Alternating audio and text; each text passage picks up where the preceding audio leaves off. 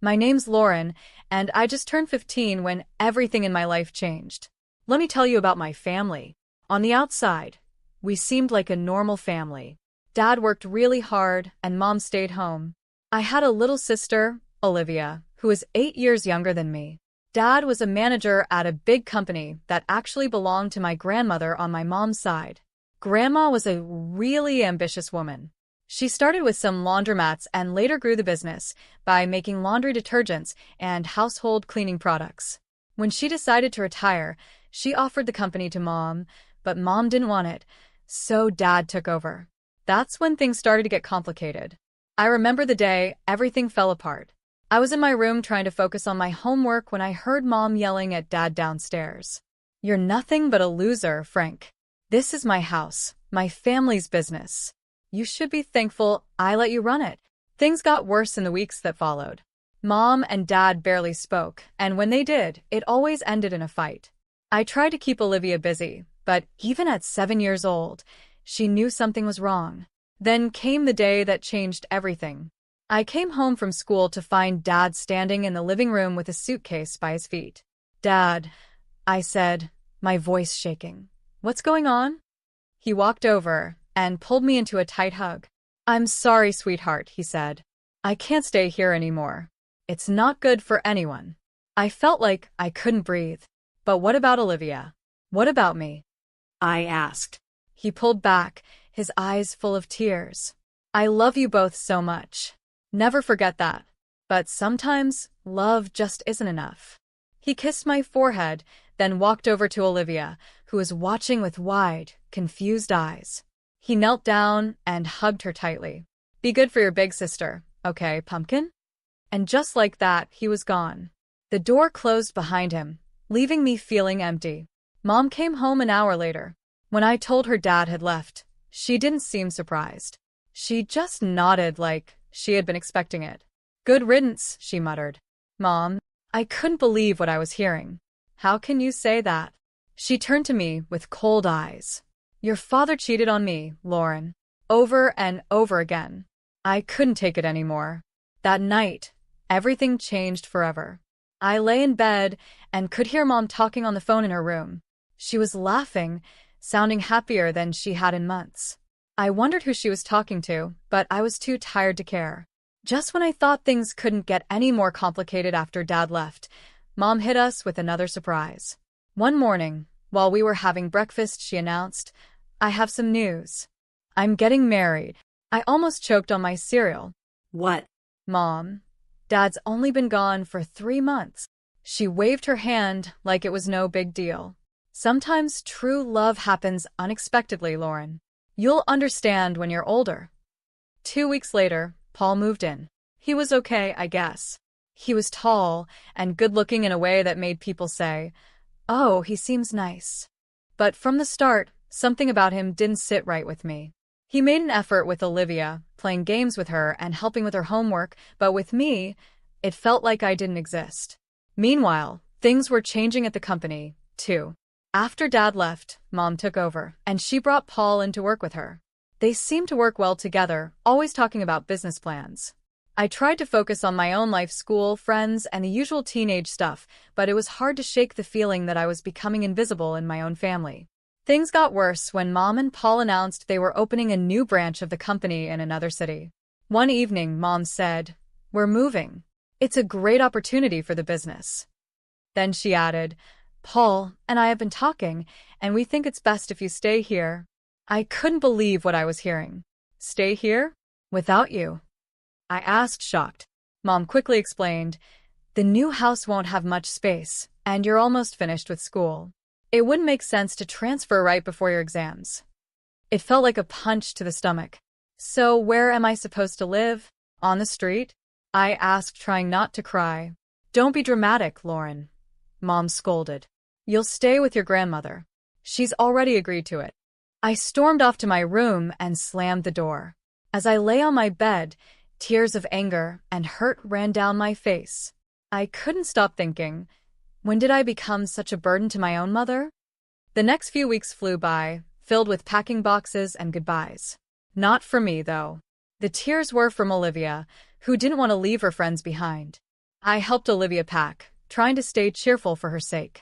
Will you come visit us, Laura? She asked, her big brown eyes filled with tears.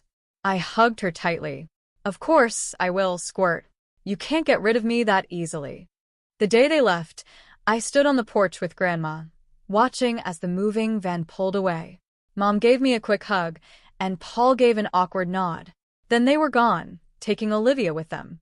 Living with Grandma wasn't as bad as I had imagined. She was pretty cool in her own way, giving me space when I needed it but always there with a cup of tea and a kind ear when I wanted to talk. Still, it didn't feel like home. My 20th birthday came faster than I expected. That morning, I woke up feeling strange.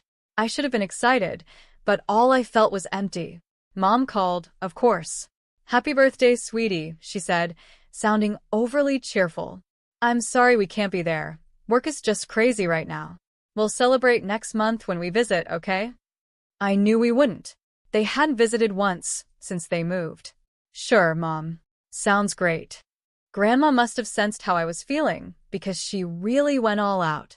She let me invite a few friends over, ordered my favorite food, and even baked a cake herself. For a few hours, I almost forgot about everything. The next morning, Grandma called me into her office. She had a serious look on her face that made my stomach drop. Sit down, Lauren, she said, pointing to the chair across from her desk. We need to talk. My mind raced. Oh no. Is she kicking me out? Where would I go? But then she smiled, reached into her desk drawer, and pulled out a small folder. Happy birthday, sweetheart. Open it. I did, and my heart nearly stopped when I saw what was inside. Grandma, is this? She nodded, her eyes sparkling. The company is yours now, Lauren. I see potential in you. You've got a good head on your shoulders, and I know you'll do right by the business. But Mom and Paul, they're running it now, I said, still in disbelief. Grandma's face tightened a little. They're running a branch. The main company, the heart of it all, that's yours now. I sat there, stunned. Me, barely 20, the owner of a multi-million-dollar company. It felt like a dream or maybe a nightmare. I don't know what to say. I finally managed. Grandma reached across the desk and squeezed my hand. You don't have to say anything. Just promise me you'll give it your all. I nodded, still in shock. I will. I promise. She leaned back, satisfied. Good. Now, I have one more piece of advice for you, and I want you to listen carefully. I leaned in, hanging on to every word Grandma said. Call your father, she told me. There's more to the story than you know. Talk to him, even if it's just as a consultant, but hear him out. It took me a whole week to find the courage to call Dad. We decided to meet at a small cafe downtown. When I saw him, my heart tightened. He looked older, tired, but his eyes brightened when he saw me. There was an awkward silence at first, but then everything spilled out: the divorce, Mom's remarriage, the move, and Grandma's gift. Dad listened quietly, his face showing all kinds of emotions. When I finished, he took a deep breath. Laura, there's something you need to know about the divorce. Then he told me everything. How Mom never respected him, always putting him down and calling him a loser, making him feel worthless. He explained how, after a huge fight, he got drunk and made the biggest mistake of his life. I cheated on her, he admitted, his voice heavy with guilt. I regretted it right away, but your mother used it against me. She threatened to take everything, even you and Olivia. She wanted me to leave, give her all the property, and pay alimony. I sat there shocked. This didn't sound like the Mom I thought I knew. Why didn't you fight it? I asked. Dad looked at me with sadness and love in his eyes. Because of you and Olivia. I didn't want you both to go through a messy, public divorce. I thought this would be easier. As we talked, it felt like a huge weight was lifted off my chest. For the first time in a long time, I felt like I had my dad back. Before we left, I took a deep breath and asked, Dad, how would you feel about helping me with the company as a consultant?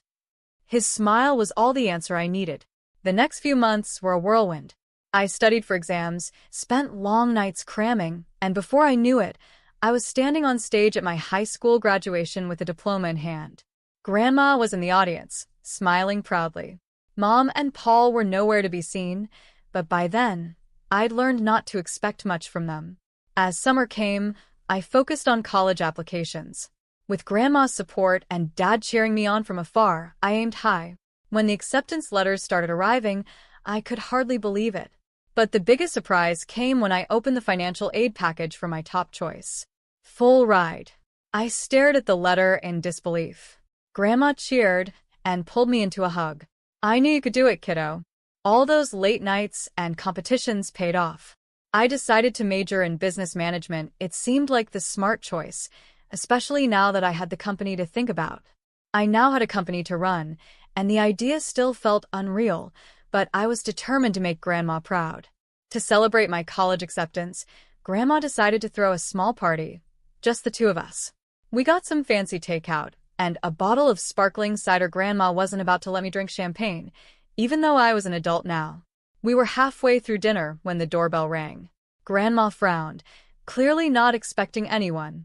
"I'll get it," I said, putting down my fork. When I opened the door, my stomach sank. There stood my mother and Paul, looking annoyed and impatient. Before I could say anything, they pushed past me into the house. Mom didn't waste time on greetings. "Mother, we need to talk about the company. Now." I stood there, stunned, as Mom launched into a rant. She didn't even look at me, didn't ask about my graduation or college. It was like I wasn't even there. "Why can't we access the main accounts?" she demanded. "And why are you blocking the transfer of funds to our branch?" Grandma's expression hardened. "Because it's not your decision anymore, Kelly. The company belongs to Lauren now. She's the one who will decide its future and manage its finances." The room went silent. I could feel the tension hanging in the air. After Grandma's words, I saw a wave of emotions cross Mom's face. First shock, then anger, and finally, something calculating. Suddenly, her whole attitude shifted.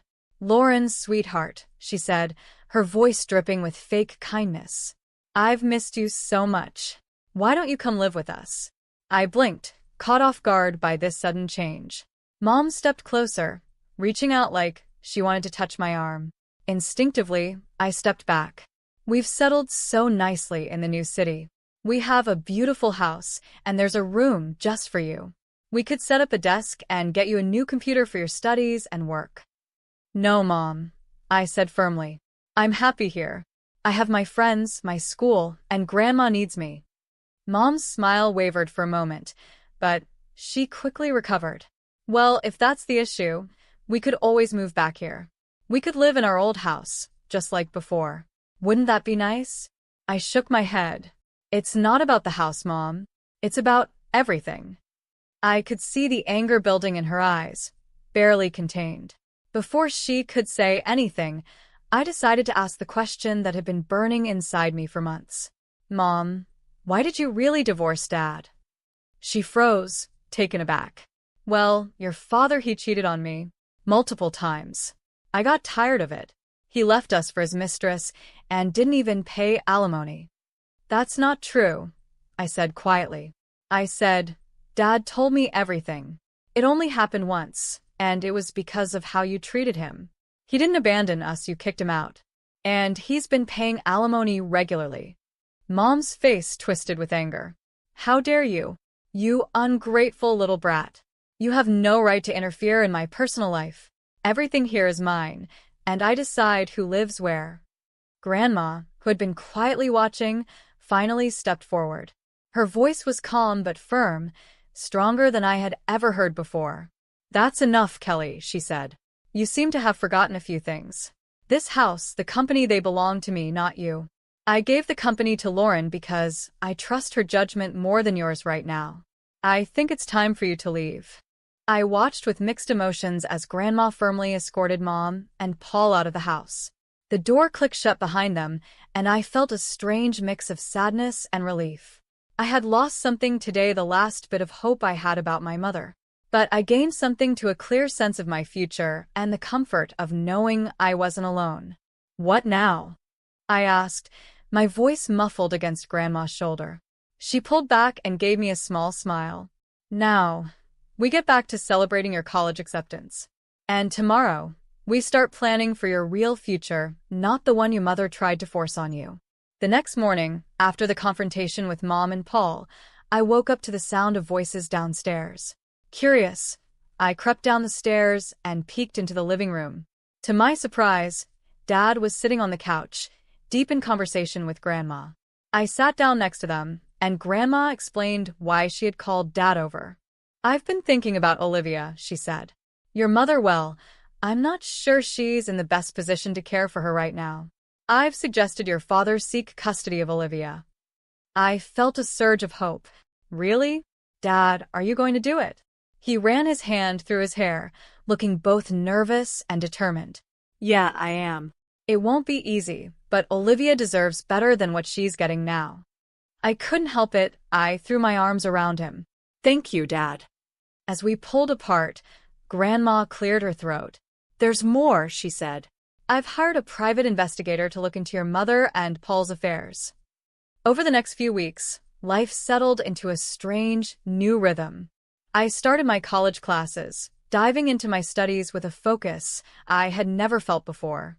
Dad started coming over regularly, and we worked on fixing our relationship. It felt good to have him back in my life. Then, about 2 weeks after that conversation, Grandma called us both over. Her face was serious as we sat down. "The investigator's report came in," she said, getting straight to the point. "And it's worse than we thought." She laid out the facts, each one hitting me like a punch. Mom had been cheating on Dad for years, long before the divorce. Her affair with Paul had started while she was still married to Dad. There were hotel receipts, records of expensive gifts, all of it painting a clear picture. But that wasn't even the worst part. "Paul is a con man," Grandma said, her voice firm. "He's done this before. He charms wealthy women, convinces them to move their money, and then runs off with it." I felt sick. "So, when they wanted to move the company's money," Grandma nodded. "Exactly.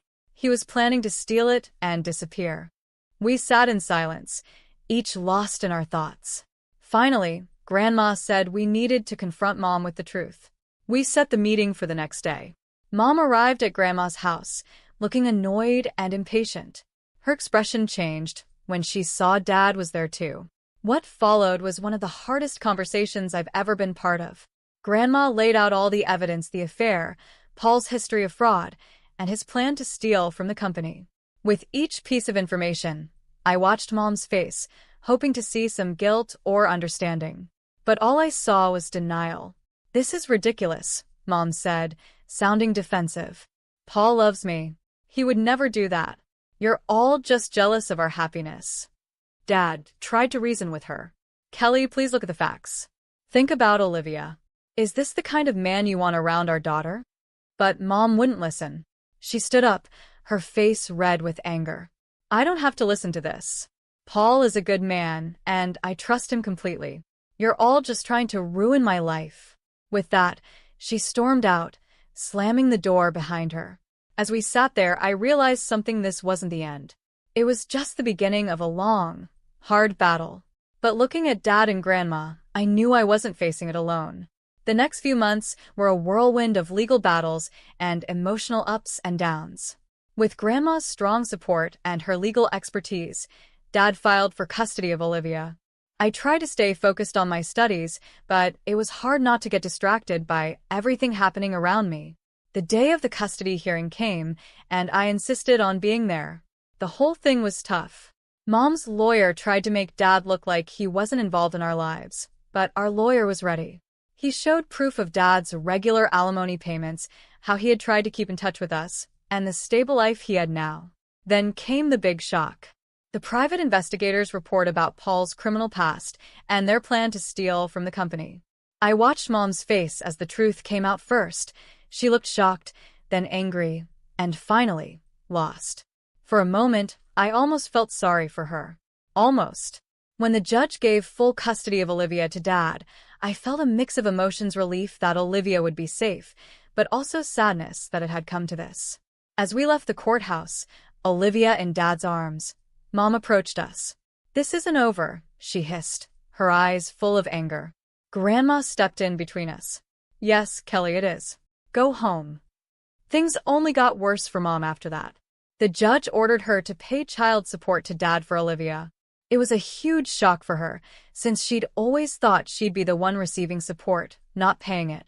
I threw myself into my studies and learning more about the company, trying to stay away from the family drama.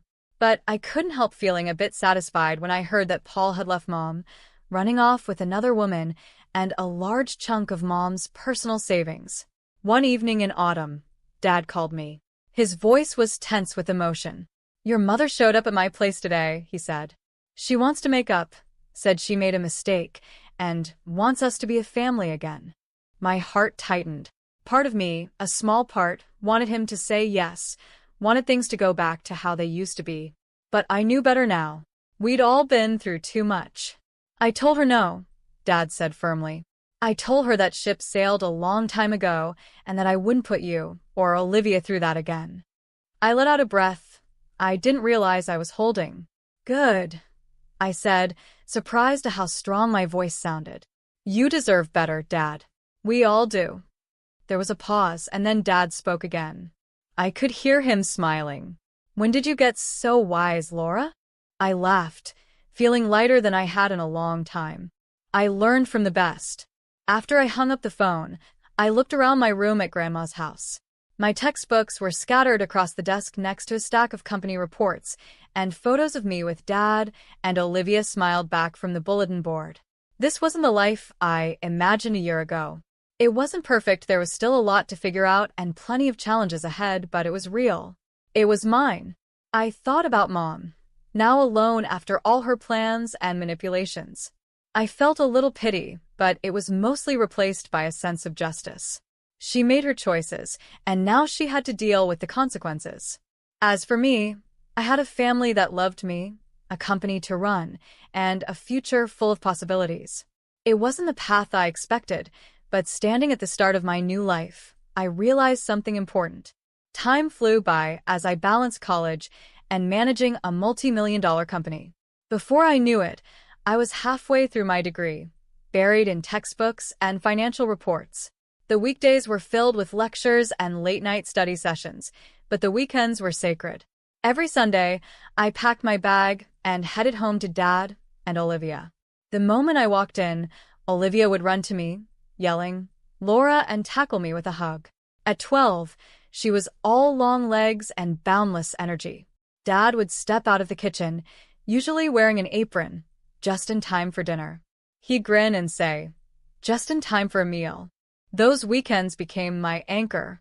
We'd eat dinner together, with Olivia excitedly talking about her week at school, while Dad and I discussed the company. After Olivia went to bed, Dad and I would often stay up late, going over business strategies. Thursdays were always spent at Grandma's, where she cooked up a feast, filling the house with the smell of roast chicken and apple pie. After lunch, we'd sit on the porch, talking about everything and nothing. "I always knew you had it in you, Lauren," Grandma would say, squeezing my hand. As graduation got closer, I felt both excited and nervous. Dad, true to his word, was running the company smoothly while also preparing me to take over. One evening, he told me, "I'm ready to hand over the reins whenever you are." I hugged him tightly. "Thank you, Dad, for everything." Life wasn't perfect, and there were still challenges ahead, decisions to make, and a company to manage. But as I looked at my little family, Dad, Olivia, and Grandma, I knew we could face